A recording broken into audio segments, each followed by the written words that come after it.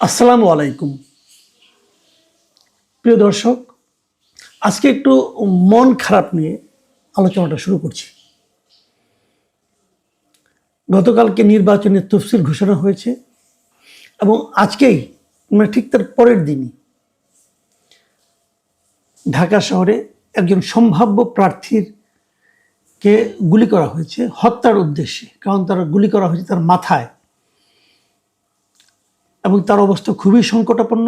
উনি লাইফ সাপোর্টে আছেন। তিনি হচ্ছেন ইনকলাব মঞ্চের মুখপাত্র মিস্টার শরীফ ওসমান হাদি। উনি তার দল, এটা কোনো দল না, এটা একটা সাংস্কৃতিক প্ল্যাটফর্ম। এই ইনকলাব মঞ্চ, এদের কোনো প্রতীকও নেই। এই শরীফ ওসমান হাদি উনি স্বতন্ত্রভাবে নির্বাচন করার ইচ্ছা পোষণ করেছিলেন এবং সেই অনুযায়ী উনি অলরেডি বিভিন্ন জায়গায় তার জনসংযোগ করছিলেন গত কয়েকদিন ধরেই। শরীফ ওসমান হাদি এই সময় খুবই পরিচিত একটা মুখ মানুষের কাছে। বিভিন্ন সোশ্যাল মিডিয়া, টেলিভিশনের টক শো এবং বিভিন্ন অনুষ্ঠানে ওনাকে সবসময় আমরা সরব দেখতে পাই।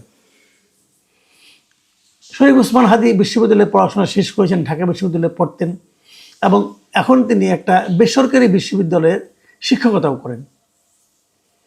এবং ওনার যেটা সাংস্কৃতিক যে প্ল্যাটফর্মটা আছে ইনকিলাব মঞ্চ, সেই ইনকিলাব মঞ্চে নানা ধরনের কর্মকাণ্ড কর্মসূচি ওনারা দেন এবং সেখানে অংশ নেন। এবং এই ডাকসু নির্বাচনে ওনাদের একজন প্রতিনিধিকে, যে প্যানেলটা বিজয়ী হয়েছে শিবিরের নেতৃত্বাধীন, সেই প্যানেলে ওনাদের দলের একজন ছিল, ওনাদের এই প্ল্যাটফর্মের একজন প্রার্থীও ছিল, তিনি পাশ করেছেন। শরীফ ওসমান হাদিকে আপনারা সবাই চিনেন, আমিও তাকে ব্যক্তিগতভাবে চিনি। তার সঙ্গে আমার একটা ব্যক্তিগত সম্পর্কও ছিল। বিভিন্ন টক শোতে আমরা যেতাম, একসঙ্গে দেখা হতো এবং আমি বলবো তার সঙ্গে আমার খুবই ভালো একটা সম্পর্ক ছিল। আমরা ও আমাকে নিয়ে নানা রকম কথাবার্তা বলতো, রসিকতাও করতো, আমিও করতাম এবং আমি তাকে খুবই ভালো মানুষ হিসেবে জানি। অনেকে মনে করে যে সে খুব অ্যারোগ্যান্ট, ওর মধ্যে অ্যারোগেন্সি একটা ছিল, কিন্তু কথা যখন বলতো খুব তীব্র ভাষায় কাউকে আক্রমণ করতো। এবং যত কিছুই বলুক আমার কাছে ভালো লাগতো এই কারণে যে শরীফ ওসমান হাদির প্রত্যেকটা কথার পিছনে একটা লজিক থাকতো।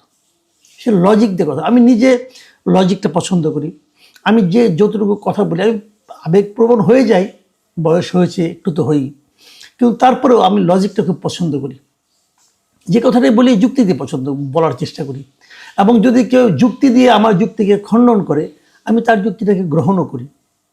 কারণ আমি মনে করি আপনি যা কিছুই করেন না কোনো, মানুষের লজিক্যাল হওয়া উচিত। আমি শরীফ ওসমান হাদির মধ্যে সেই জিনিসটাই দেখতাম। অন্যান্য তার সময়ের এই যে আপনার যে গণ আন্দোলন যেটা হলো গত বছরের, সেই গণ আন্দোলন থেকে উঠে আসা যে ছাত্র নেতারা ছিল, তাদের মধ্যে আমার কাছে শরীফ ওসমান হাদিকে সবচেয়ে অ্যারোগ্যান্ট এবং সবচেয়ে লজিক্যাল লোক হিসেবে মনে হইতো। এবং তার পড়াশোনা ছিল, ভালো পড়াশোনা ছিল। শরীফ ওসমান হাদি হয়তো তার কথার মাধ্যমে, হয়তো তার শব্দ চয়নের মাধ্যমে, হয়তো তার সিদ্ধান্তের মাধ্যমে অনেককে আহত করেছেন, এতে কোনো সন্দেহ নাই। করারই কথা, উনি সেটা করেছেন। ওনার অনেক কাজ আমারও পছন্দ না, আমি ওনার অনেক সিদ্ধান্ত পছন্দ করি না, কিন্তু তার মানে এই না যে তাকে আপনি পৃথিবী থেকে সরিয়ে দেওয়ার সিদ্ধান্ত নিতে পারেন। এই কাজটা কারা করেছে? একজন লোককে আপনি গুলি করতে পারেন না, সে যেই হোক না কেন। যদি আপনি মনে করেন যে তার কথাগুলি ঠিক না, তার বিরুদ্ধে আপনি আদালতে যান, মামলা করেন, তার সঙ্গে আপনি তর্ক করেন, তার সঙ্গে আপনি বসে তর্ক করেন। শরীফ ওসমান হাদি তো কাউকে চর থাপড় মারেনি, তাহলে তাকে আপনি গুলি করবেন কেন? বলা হচ্ছে ঘটনা আজকে দুপুর 2টার দিকে উনি জুমা নামাজ পড়ে ওই পল্টনের দিকে যাচ্ছিলেন, বিজয়নগরের দিকে, যে বক্স কালভারটা আছে সেখান থেকে যখন যাচ্ছিলেন, তখন 3টা মোটরসাইকেল এসে তাকে গুলি করে দ্রুত চলে যায়। তাদেরকে তাৎক্ষণিকভাবে ধরা যায়নি বলে যে ধরা যাবে না আমি তা মনে করি না। আমি মনে করি আমাদের পুলিশ বিভাগ অত্যন্ত তৎপর, যদি তারা হতে চায়। আপনারা মাথায় রাখেন, মোহাম্মদপুরে মা মেয়েকে হত্যা করলো যে এইটা কাজের মেয়েটা আয়শা নামের, ছদ্মনাম কিনা জানি না, সে আয়শাকে কিন্তু 2 দিনের মাথায় ধরে ফেলেছিল। আয়শার কোনো ঠিকানা ছিল না, পরিচয় ছিল না, আয়শাকে কেউ দেখেনি, সবসময় বোরখা দিয়ে হিজাব পরে আসতো। তারপরে কিন্তু তাকে ধরতে কোনো সমস্যা হয়নি, পুলিশ চাইলে পারে। এখন ওসমান হাদির খুনিরা ধরা পড়বে কিনা? আমি মনে করি পুলিশ চাইলে পারবে। এখন পুলিশ চাইবে কিনা, পুলিশকে চাইতে বলা হবে কিনা, এগুলো আমি জানি না, কিন্তু আমি এটাও মনে করি ধরা পড়া উচিত। শরীফ ওসমান যদি কারো পাকা ধানে মই দিয়ে থাকে, যদি ধরলাম দিয়েছে, তো তাকে আপনি হত্যা করতে পারেন না। হত্যা কিন্তু আরেকটা হত্যাকে ইনভাইট করে, এই জিনিসটা মাথায় রাখতে হবে।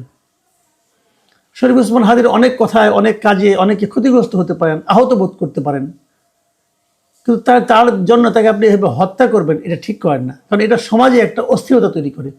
এখন কি হয়েছে দেখেন, অনেকে কিন্তু অনেকের দিকে কিন্তু সন্দেহের চোখ যাচ্ছে। দেখেন আজকে দেখলাম শরীফ ওসমান হাদি নির্বাচন করতে চেয়েছিলেন ঢাকা ৮ আসনে। ঢাকা ৮ আসনে আরেকজন প্রার্থী বিএনপির প্রার্থী মির্জা আব্বাস, খুবই হ্যাভিওয়েট প্রার্থী। মির্জা আব্বাস আজকে হাসপাতালে, ঢাকা মেডিকেল কলেজে শরীফ ওসমান হাদিকে দেখতে গিয়েছিলেন। ওখানে যে উনি রোষের মুখে পড়েছেন। কেন? উনি তো দেখতে গিয়েছিলেন, ওনার প্রতি ক্ষোভ দেখানোর তো কোনো প্রয়োজন দেখি না আমি। উনি কি হত্যা করেছেন? হতে করেননি। এই জন্যই বলি যে হত্যা কখনো কোনো একটা সুস্থ পরিবেশকে ইনভাইট করে না, কিন্তু সে ধরনের ঘটনা যখন ঘটতে থাকে তখন কিন্তু অস্থিরতা শুরু হয়। দেখুন, এটা অন্য একটা দিক দিয়ে চিন্তা করুন। যেদিন তফসিল ঘোষণা হলো নির্বাচনের, সেই দিনের পরের দিন থেকেই কিন্তু, পরের দিনই কিন্তু এই ঘটনাটা ঘটলো, মানে একজন প্রার্থীর উপর আক্রমণ হলো। আরও সামনে অনেকগুলি দিন বাকি আছে, আমরা এগুলো নিয়ে চিন্তিত। শরীফ ওসমান হাদিকে গত নভেম্বরে ও শরীফ ওসমান হাদি নিজে ফেসবুকে বলেছিলেন যে 30টারও বেশি হুমকি তার কাছে এসেছে, বিভিন্ন টেলিফোনে, তার উপর, তার ফ্যামিলির উপর এসেছে। এটা গত নভেম্বরের কথা। এই যে উনি কমপ্লেনটা করলেন, তখন সেই কমপ্লেনের পর কোনো ব্যবস্থা কি কেউ নিয়েছিল? কেউ তো নেয়নি। কেন নেয়নি? তখন যদি সেই ব্যবস্থাগুলি নেওয়া হতো, জানানো হতো, 30টা না হোক, একটা অন্তত যদি ব্যবস্থা নেওয়া হতো, তাহলে হয়তো এইভাবে ঘটতো না। হুমকিগুলি আসে, হুমকিগুলিকে তোয়াক্কা করে না, পাত্তা দেয় না, সরকার কোনো ব্যবস্থা নেয় না। তখন কি হয়, যারা হুমকি দেয় তারা ভাবে আমরা যদি আরও বড় কিছু করি তবুও কেউ ব্যবস্থা নেবে না, তবুও আমরা পার পেয়ে যাব। এই যে পার পেয়ে যাওয়ার সম্ভাবনা, এটাই কিন্তু অপরাধকে ইনভাইট করে, অপরাধীদেরকে বেপরোয়া করে তোলে। আমরা জানি আমাদের প্রচুর অস্ত্র কিন্তু লুট হয়ে গেছিল আন্দোলনের সময়, গত জুলাই আগস্টে। সেই লুট হওয়া অস্ত্রগুলো কয়টা উদ্ধার করতে পেরেছে সরকার? সরকারকে আমরা দেখেছি অস্ত্র উদ্ধারের চেয়ে তারা যেন আওয়ামী লীগকে দমন করার জন্য বেশি আগ্রহী ছিল। কোনোটাই তো হয়নি। অস্ত্র উদ্ধার হয়নি, আওয়ামী লীগকে দমন করা সম্ভব হয়নি। আওয়ামী লীগকে দমন করা তো সহজ না, কারণ এটা অনেক বড় দল। আপনি জোয়ারের পানিকে বাদ দিয়ে আটকাতে পারবেন না, আটকানো যায় না। আপনি সেটা করতে নেমেছেন, কিন্তু অস্ত্র উদ্ধারটা সহজ কাজ ছিল, করেননি। এখন সেই লুট হওয়া অস্ত্রগুলো কি ব্যবহার হবে না? এই তো হলো একটা। এই ব্যাপারে সরকারকে আমরা বলবো যে নির্বাচনে আরও 2 মাস বাকি আছে, আপনাদেরকে সতর্ক হতে হবে, না হলে কিন্তু বড় ঝামেলা হবে। আমরা দেখেছি এর মধ্যে অনেকে কিন্তু বিবৃতি দিয়েছেন, পলিটিক্যাল লিডাররা সবাই এই ঘটনার নিন্দা করেছেন এবং তারা এটার দৃষ্টান্তমূলক শাস্তি চেয়েছেন, অপরাধীদেরকে ধরার কথা বলেছেন। তারেক রহমান সাহেব, বিএনপির ভারপ্রাপ্ত চেয়ারপারসন, উনি তো এই দেশের এই মুহূর্তে সবচেয়ে বড় নেতা, উনি কি বলেছেন এখন? ওনার বক্তব্য, অনেক বক্তব্য দিয়েছেন, নিন্দা করেছেন এই ঘটনা, কিন্তু তার মধ্যে 2-3টা কথা বলেছেন, আমি ওই বাক্যগুলো আপনাদেরকে পড়ে শোনাই। তিনি বলেছেন, দেশ অত্যন্ত সংকটের ভিতর দিয়ে যাচ্ছে, একটি গোষ্ঠী আগামী নির্বাচন বানচালের ষড়যন্ত্রে লিপ্ত। আমাদের অন্যায়ের বিরুদ্ধে প্রতিবাদ গড়ে তুলতে হবে এবং যে কোনো মূল্যে এদেশের মানুষ যাতে তাদের হারানো গণতান্ত্রিক অধিকার ফিরে পেতে পারে তার জন্য আমাদের সতর্ক থাকতে হবে। মানে উনি কিন্তু ইঙ্গিতটা দিয়েছেন এখানে। জামাতের আমির কি লিখেছেন, জামাতের আমির কি বলেছেন? উনি বলেছেন যে এই ঘটনা প্রমাণ করে যে সমাজে চিহ্নিত সন্ত্রাসীদের হাতে বিপুল পরিমাণ অস্ত্র রয়েছে, যে কথাটা একটু আগে আমি বললাম, এটাই প্রমাণ করে।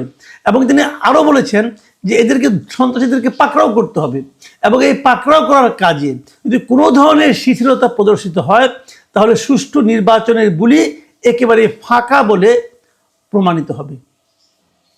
এখন দেখা যাক তারা কতটুকু শিথিলতা দেখায়।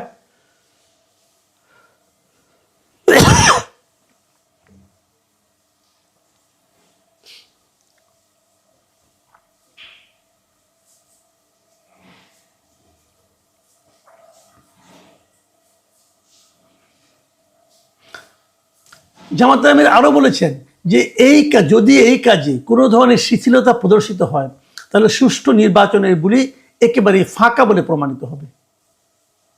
তো আমরা দেখতে চাই কতটুকু শিথিলতা তারা দেখায় অথবা কতটা কঠোরতা তারা দেখায়।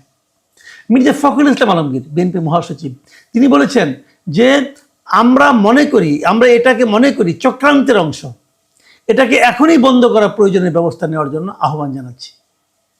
দেখুন, এই যে আহ্বান সমস্ত দলমত নির্বিশেষে যারা নির্বাচনে অংশ নিচ্ছেন সবাই এই ঘটনা কিন্তু নিন্দা করেছেন। এই ঘটনাকে নিন্দা না করে কোনো উপায় নাই, এটা করতে হবে, এটাকে প্রতিরোধ করতে হবে। দেখুন, সামনে নির্বাচন আছে, নির্বাচনটাই বড় কথা না। কিন্তু এই দেশকে আমরা কি এরকম যার হাতে যখন যাকে ইচ্ছা গুলি করে মেরে ফেলার অধিকার আমরা দিয়েছি? দেইনি। আমরা রাস্তাঘাটে হাঁটাহাঁটি করি, আমি কেন, কত লোক হাঁটাহাঁটি করেন, কারণ কারো না কারোর সঙ্গে একটা কিছু নিয়ে ঝগড়া থাকতেই পারে, বিবাদ থাকতেই পারে, কারো কথা কারো অপছন্দ হতেই পারে। এখন সেটাকে কেন্দ্র করে আপনি তাকে গুলি করে দিবেন? এরকম অনিয়ম কতদিন চলবে? এই জায়গা থেকে বাঁচার জন্য তো আমরা একটা সরকার বসিয়েছি, এটা তো সরকারের দায়িত্ব তাদেরকে থামানো। সরকার কয়জনকে থামাতে পেরেছে এ পর্যন্ত? সরকার থামাতে পারবে এরকম কোনো নমুনা কি দেখাতে পেরেছে? আমি তো দেখি না। তবে এত সব বিবৃতির মধ্যে, এত সব প্রস্তাব মধ্যে একটা বিবৃতি আমার কাছে খুব চোখে লেগেছে। এটা হলো ডাকসুর ভিপি সাদিক কায়েমের। এই ভদ্রলোক যে কী বলেছেন আর কি বলেননি আমি বুঝতে পারিনি। আমি আপনাদেরকে পড়ে শোনাই, আপনারা শুনুন ওনার কথাতে কিছু বুঝতে পারেন কিনা। উনি লিখেছেন, ওসমান হাদিকে গুলি করা হলো। চাঁদাবাজ ও গ্যাংস্টারদের কবল থেকে ঢাকা সিটিকে রক্ষা মুক্ত করতে অচিরেই আমাদের অভ্যুত্থান শুরু হবে। রাজধানী ছাত্র জনতাকে প্রস্তুত থাকার আহ্বান জানাচ্ছি। ডাকসুর ভিপির কথাটা আমি বুঝিনি। আপনি কিসের অভ্যুত্থান করবেন ভাই? অভ্যুত্থান জিনিসটা কি? অভ্যুত্থান অর্থ বুঝেন? মানে চাঁদাবাজ ও গ্যাংস্টারদেরকে আপনি সিটি থেকে মুক্ত করে দিবেন আপনারা, এই জন্য আপনারা অভ্যুত্থান করবেন? আপনি কে? মানে এই ভদ্রলোক, আমি এর সম্পর্কে না এই ডাকসু নির্বাচনের আগে অনেক উচ্চ ধারণা ছিল আমার। ইদানিং তার কথাবার্তা এত এলোমেলো লাগে। আবার শুনছি ওনাকে নাকি জামাত ইসলাম মানে কি এমপি ইয়েতে নমিনেশনও দিচ্ছেন। আমার ওনার বক্তব্য কথাবার্তা এত এলোমেলো লাগে যে আমি বুঝে পাই না অভ্যুত্থানটা কি ভাই। যা হোক, আমি ওনাকে বলবো আপনাদের মূল নেতা ডাক্তার শফিকুর রহমান, ওনাকে অনুসরণ করুন। পরিমিতি বোধ কাকে বলে এটা শফিকুর রহমান সবার কাছে শিখুন। প্রিয় দর্শক, আমি বক্তব্য শেষ করবো এই বলে যে শরীফ ওসমান হাদি, আমরা আল্লাহর কাছে প্রার্থনা করি উনি যেন ফিরে আসেন, উনি ওনার মতো হয়েই ফিরে আসেন। ওনার অনেক কিছু আমার পছন্দ নয়, সেগুলো ওনার সঙ্গে আমি তর্ক করতে চাই। তর্ক করার জন্য আমার একজন জীবিত হাদি দরকার। আমি জীবিত হাদিকে চাই। যদি না পারি, যদি না পাই, এর জন্য আমি সরকারকে দায়ী করব। এই সরকারের অবহেলার জন্য আমরা হাদির মতো একজন প্রজ্ঞাবান, একজন লজিক্যাল এবং একজন নিবেদিত প্রাণ লোককে আমরা হারালাম। উনি ওনার আদর্শের কাছে কিন্তু নিবেদিত প্রাণ ছিলেন। উনি যেটা বিশ্বাস করতেন সেটাই বলতেন। ওনার সবচেয়ে বড় বৈশিষ্ট্য ছিল উনি ছিলেন প্রচণ্ড রকম দেশপ্রেমিক অর্থে ভারতের ব্যাপারে, ভারতের আগ্রাসনবাদের বিরুদ্ধে ওনার কণ্ঠ ছিল উচ্চকিত। সেই উচ্চকিত কণ্ঠ কিন্তু দেশে একজন দরকার আছে।